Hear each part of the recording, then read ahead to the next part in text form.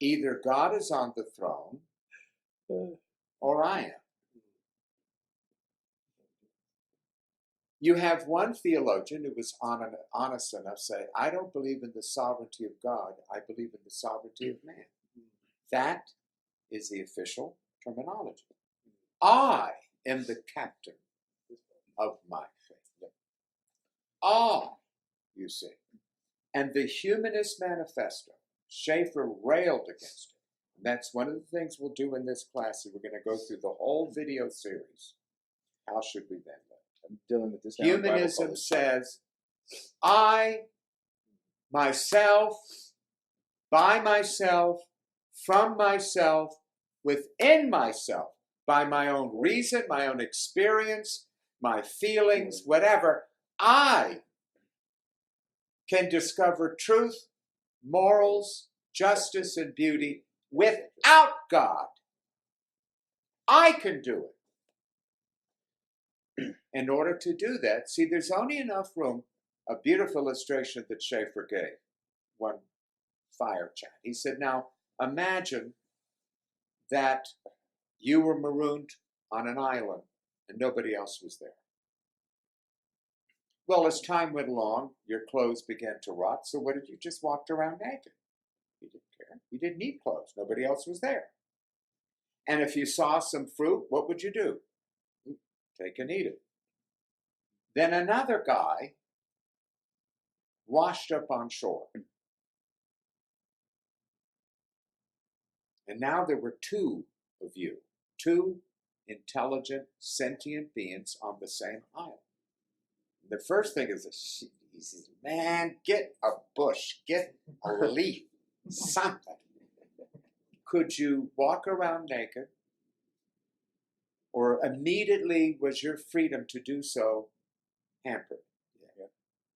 What if you saw the same fruit and he saw the same fruit? Yeah. One of you is going to get it. So he said, in the island of the universe, there's only enough room for one free will. Wow. God does what he wants, where he wants, when he wants, why he wants, how he wants. There's only one free will in the universe, and it's God. And humanism is saying, kick God off the throne. Man is on the throne. Gordon Clark gave me this sitting in his living room. He said, the last time I was in a Billy Graham crusade, he had me up on the platform. He said, Bob, I'm telling you the truth. I was sitting there. That was the last time I had anything to do with Graham.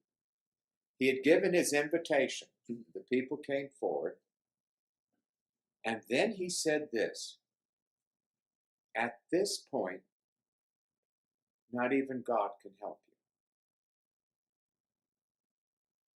There's no use even to pray. You have to accept Jesus by your own power and choice. Not even God can interfere with it. Clark said, that's it. Now, think about that for a moment. Arminians say, God is a gentleman. See, there's a little theological, and he would never violate your will. Well, thank God he violated my will. Amen. Because I wouldn't be here tonight. God is a gentleman, and he wouldn't violate our wills. Now, when these idiots say that, I always go right for the throat, like a vampire went right for the jugular. I said, oh, so you don't believe in the inspiration or inerrancy of Scripture? What? Did God violate the wills of the authors of Scripture so they were not permitted to put stupid stuff in there? Is the Bible without error because God did not allow them to write error? Now, this is why people like Clark Pinnock and others, when they finally came to the conclusion, I would rather have free will than God's will. They gave up the inerrancy of Scripture, the inspiration of Scripture. And I document that in my books. Once they accepted the humanist concept of free will, the Bible went in the trash can.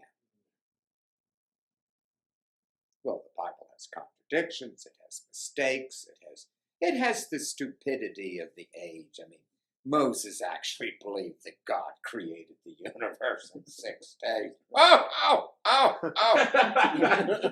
It was a stupid idea for stupid people, but we are enlightened in these days. These are the people running our Bible colleges and seminaries and running around Wheaton and all the rest. They really believe the Bible is a book of fairy tales, myths, well-meaning. Just don't take it, too literally. Whatever you do, don't follow its morality. If something feels good, then it is good. Come on, baby, light my fire. And you see, this is where we are today.